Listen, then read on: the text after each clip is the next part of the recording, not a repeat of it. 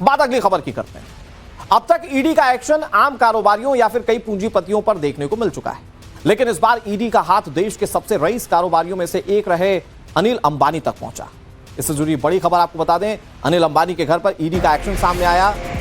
उनके घर एबोट को ईडी ने कुर्क कर दिया है। 3,716 करोड़ रुपए का आलीशान घर कुर्क किया गया।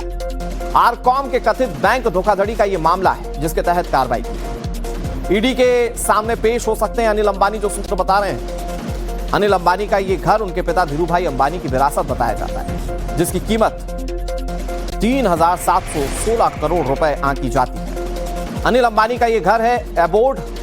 वैसे तो आप इसको घर मत कहिए, इसको राजमहल कहिए, लेकिन फिलहाल इस पर ईडी का एक्शन शुरू हो चुका है। पाली हिल इलाके में बने इस आलीशान महल को कुर्क करने का अस्थायी आदेश prevention of money laundering act के तहत ईडी ने जारी किया।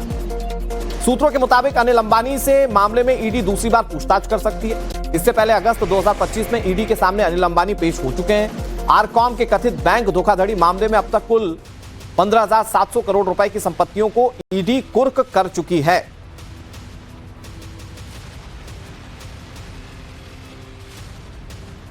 मनी लॉन्ड्रिंग के एक मामले में अनिल अंबानी की मुश्किलें लगातार बढ़ती जा रही हैं। एक के बाद एक उनकी जो प्रॉपर्टीज है वो प्रवर्तन निदेशालय अटैच कर रही है और इसी सिलसिले में बुधवार की शाम को मुंबई के पाली हिल बांद्रा में स्थित उनकी करीबन 3,716 करोड़ की जो बिल्डिंग है जहां पर वो रहा करते थे उसे अटैच कर लिया। और हम इस समय आपको उस लग्जरियस बिल्डिंग जहां पर वो रहते हैं अनिल अंबानी अपने परिवार के साथ वो दिखा रहे हैं।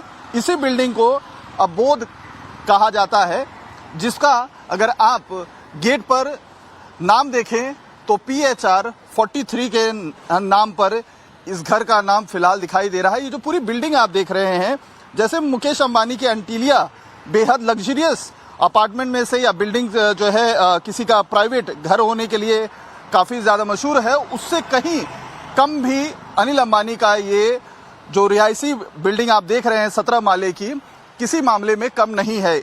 आपकी ये जो प्रॉपर्टी है उसकी कुछ खास बातें बता देते हैं कि 16,000 स्क्वायर फीट एरिया में ये जो बिल्डिंग है, प्रॉपर्टी है अनिल अंबानी की, ये फैली हुई है। इस बिल्डिंग में जिम के साथ हेलीपैड है और स्विमिंग पूल भी है जो रूफ टॉप एरिया में खास बनाया गया है। अनिल अंबानी के सबसे लग्जरियस जो उनके पास प्रॉपर्टीज हैं उनमें से ये मानी जाती है। इससे पहले भी मनी लॉन्ड्रिंग के मामले में ईडी ने 473 करोड़ की जो प्रॉपर्टी है उसे अटैच किया था, लेकिन सबसे लेटेस्ट ये लग्जरियस जो उनका घर था उसे अटैच कर लिया है। हालांकि कई सारी प्रॉपर्टीज अभी भी अनिल अंबानी के पास हैं, जिनमें से उनका कफ परेड में भी एक जो घर है जहां वो अभी फिलहाल फैमिली के साथ शिफ्ट हुए हैं, वो भी उनके पास एक घर है।